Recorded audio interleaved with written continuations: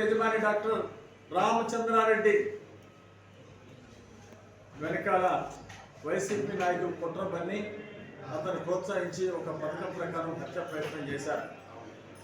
రామచంద్రారెడ్డి వెనకాల ఎవరెవరు ఉన్నారో దాన్ని పోలీసులు దిగ్గుదేల్చాలని నేను డిమాండ్ చేస్తున్నా. ఈ కుట్రను ప్రోత్సహించడంలో ఈ హత్యా ప్రయత్నం వెనకాల ఎంతమంది ఎంత పెద్దలు ఉన్నా సరే వాళ్ళని అరెస్ట్ చేయాలని చెప్పేసి నేను డిమాండ్ చేస్తున్నా. వాళ్ళ మీద కఠినంగా చర్యలు తీసుకోవాలని డిమాండ్ చేస్తున్నా. శ్రీనివాసరెడ్డి రాష్ట్ర తెలుగుదేశం పార్టీ అధ్యక్షుడిగా అహర్నిశలు రాత్రిపూటలు పార్టీ కోసం కష్టపడుతున్నాడు. అనేక రైతు సమస్యల మీద నిరంతరం పోరాటం చేస్తున్నటువంటి మంచి వ్యక్తి శ్రీనివాసరెడ్డి. ఒక అంకిత భావం, రైతులకు మేలు చేయాలి, రైతుల సమస్యల మీద పోరాడాలని ఒక అంకిత భావంతో పనిచేస్తున్నటువంటి నాయకుడు శ్రీనివాసరెడ్డి. ఈరోజు మర్రెడ్డి శ్రీనివాసరెడ్డిపై ఈరోజు ఇంత కుట్ర పన్ని అతన్ని అంతమొందించడానికి హత్యా ప్రయత్నం చేయడం చాలా దుర్మార్గం. దీన్ని తీవ్రంగా ఖండిస్తున్నా. దీనికి బాధ్యులైన వాళ్ళ మీద కఠినంగా చర్య తీసుకోవాలని డిమాండ్ చేస్తున్నా. రాష్ట్ర తెలుగుదేశం పార్టీ తెలుగు రైతు అధ్యక్షుడిగా ఉన్నటువంటి మర్రెడ్డి శ్రీనివాసరెడ్డి మీద అతి కిరాతకంగా హత్యా ప్రయత్నం చేయడం చాలా దుర్మార్గం. దీన్ని తీవ్రంగా ఖండిస్తున్నా. కేవలం తెలుగుదేశం పార్టీలో యాక్టివ్గా పనిచేస్తున్నాడని, రాష్ట్ర వ్యాప్తంగా రైతు సమస్యల మీద పోరాడుతున్నాడని శ్రీనివాసరెడ్డి మీద అక్కసు పెంచుకొని ఒక పథకం ప్రకారం దాడి చేయడం జరిగింది. ముందుగానే ఆయుధాలు సిద్ధం చేసుకొని ఒక పథకం ప్రకారం హత్యా ప్రయత్నం చేశారు. దీని వెనక వైసీపీ నాయకుల హస్తం ఉంది. వ్యక్తిగత కక్షల వెనకాల దీన్ని అడ్డం పెట్టుకొని వాళ్ళు వైసీపీ నాయకులు ఇతన్ని అంతమొందించాలని చెప్పేసి ఒక తప్పుడు డాక్టర్కి సపోర్టుగా నిలబడి వైసీపీ నాయకులు మర్రెడ్డి శ్రీనివాసరెడ్డి మీద కిరాతకంగా దాడి చేశారు. అదృష్టవశాత్తు ప్రాణాపాయ నుండి బయటపడ్డాడు. ఈరోజు రాష్ట్ర వ్యాప్తంగా ఇలాంటి అరాచకాలు రాష్ట్రంలో చాలా జరుగుతున్నాయి. అనేక మందిని పొట్టలు పెట్టుకున్నారు. ఈ జగన్మోహన్ రెడ్డి ప్రభుత్వంలో ఎన్ని మంటలు చేస్తే అంత పాయింట్లు రేటింగ్ పెరిగింది. ఎంత బాగా చంద్రబాబు గారిని తిడితే మంచి పదవులు వస్తాయి. జగన్మోహన్ రెడ్డి పాలనలో ఎన్ని ఎక్కువ మంటలు చేస్తే, ఎన్ని ఎక్కువ దోపిడీలు చేస్తే అంత పెద్ద పదవులు వస్తాయి జగన్మోహన్ రెడ్డి పాలనలో.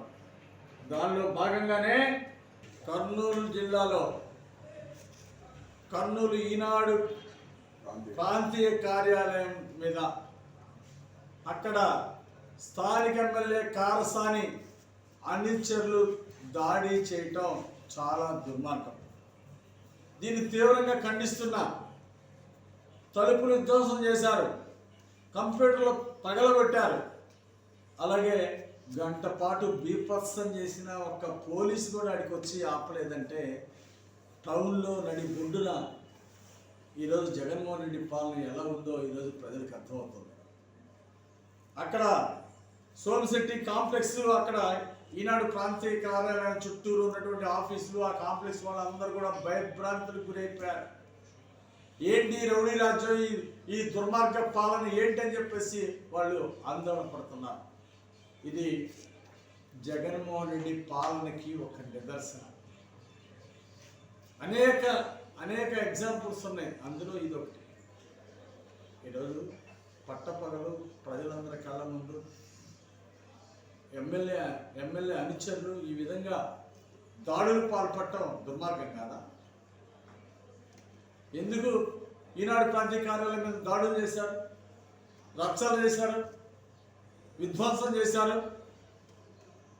ఈ విధంగా భయపెట్టి నిజాలను బయటికి రాకుండా చేయడం కోసం, వాస్తవాల్ని వెలుగులోకి రాకుండా చేయడం కోసం ఈరోజు ఎవరైతే విలేకరులు నిజాయితీగా పనిచేస్తున్నారో అలాంటి వాళ్ళ మీద దాడులు చేసి బెదిరిస్తే నోరు మూసుకొని ఊరుకుంటారు. అప్పుడు వాళ్ళు వైసీపీ పాలనలో వాళ్ళు చేసే తప్పులు, దుర్మార్గాలు, అవినీతి బయటికి రాకుండా ఉండాలని ఒక దుర్మార్గ ప్రయత్నంతో ఈరోజు ప్రజాస్వామ్యాన్ని నోరు మూపిస్తున్నారు. అంటే ఈరోజు పత్రికా స్వేచ్ఛని హరిస్తున్నారు. తీవ్ర భంగం కలుగుతూ ఉంది. దీనివల్ల ఈ దాడులతో భయపెట్టి నిజాలను దాచాలనుకుంటున్నారు. దోపిడీలు అరాచకాలు బయటికి రాకుండా చేసుకోవాలని చెప్పేసి చేస్తూ ఉన్నారు వైసీపీ నాయకులు. వైసీపీ ఎమ్మెల్యేకి సిగ్గుండాలి, ఇలాంటి నీచమైన పనులు చేయడానికి సిగ్గుండాలి. ఈరోజు జగన్మోహన్ రెడ్డి పాలన అంటే ఆ విధంగా తయారైపోయింది.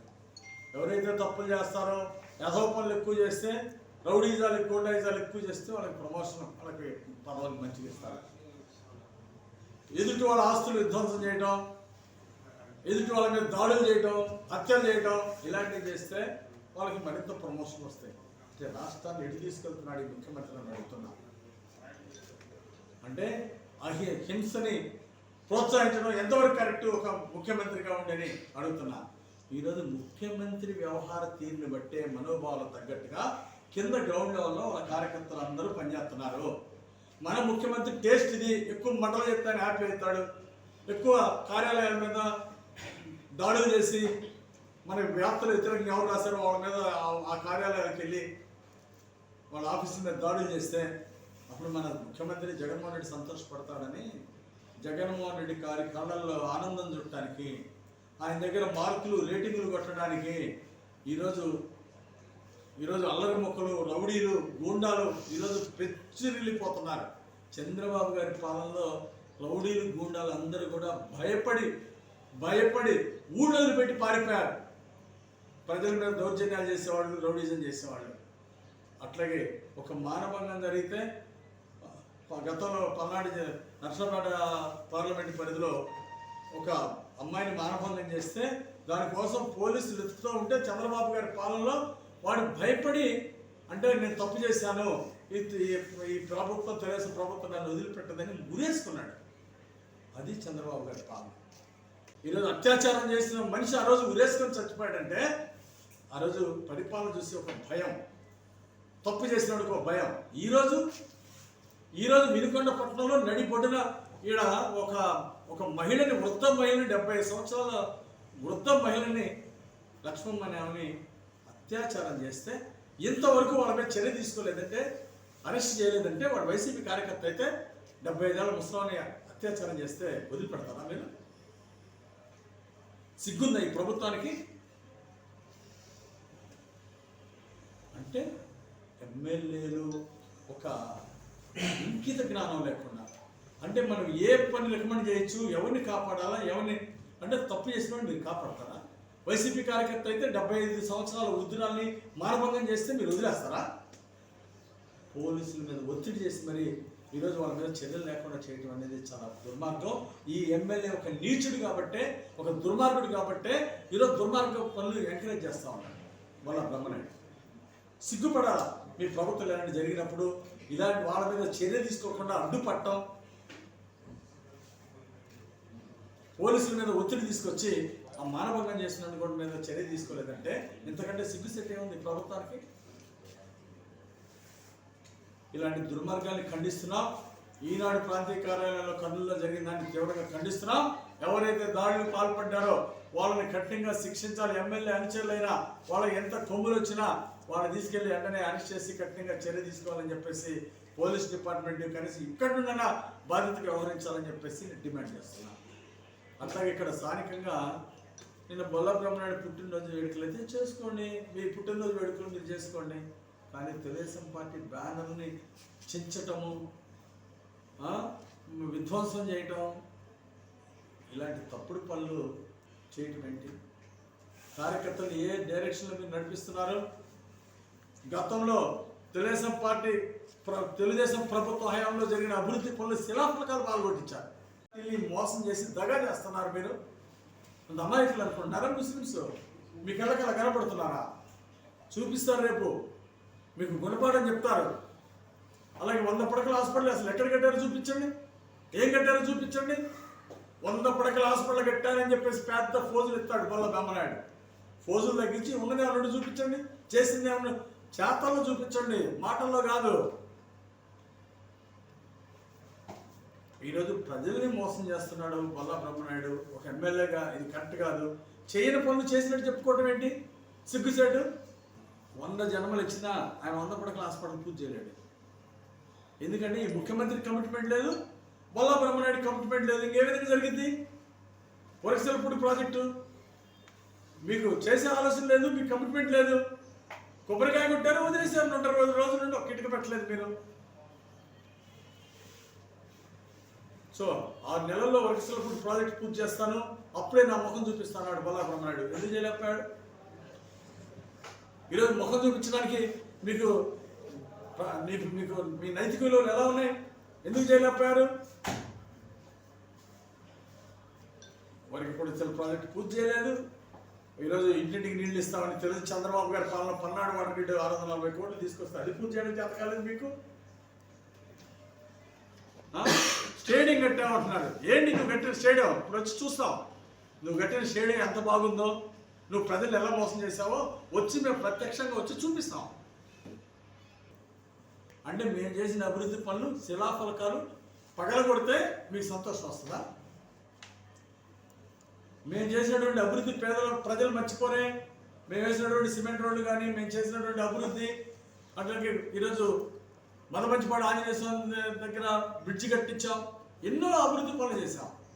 అవన్నీ మీరు శిలాఫలకాలు పగలగొట్టినంత మాత్రాన ప్రజల హృదయాల్లో తెలియసం లేకుండా పోదు.